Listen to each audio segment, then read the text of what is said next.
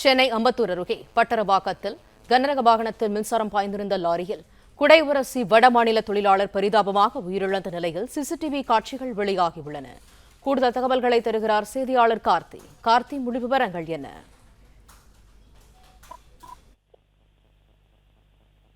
ராணிப்பேட்டை மாவட்டத்தில் இருந்து அபிலாஷ் என்பவர் கண்டெய்னர் லாரி இரும்பு மூலப்பொருட்களை ஏற்றி அம்பத்தூர் தேர்ப்பட்டு பகுதிக்கு வந்து கொண்டிருந்திருக்கிறாரு.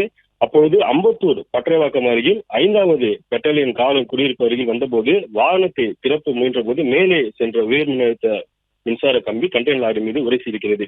தீயானது லாரி முன்புறம் மலமளவென பற்றி கொழுந்துவிட்டு எரிந்திருக்கிறது. இதன் சிசிடிவி காட்சிகள் தற்போது வெளியாகி பெரும் அதிர்ச்சியை ஏற்படுத்தியிருக்கிறது.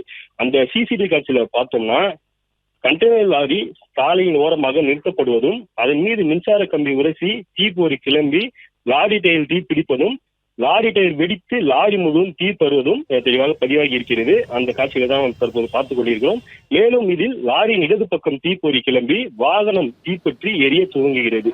இதை கண்ட ஓட்டுநர் அவினாஷ் லாரியில் இருந்து குதித்து தப்பி ஓடும் அதிர்ச்சியான காட்சிகளும் பதிவாகி இருக்கிறது. பின்னர் லாரி முன்பக்கம் முழுவதும் எரிந்து சேதமடைகிறது. இந்த லாரி மின்சாரம் பாய்ந்து குடை கம்பி உரசி வடமாநில தொழிலாளர்கள் தற்போது உயிரிழந்து குறிப்பிடத்தக்கது.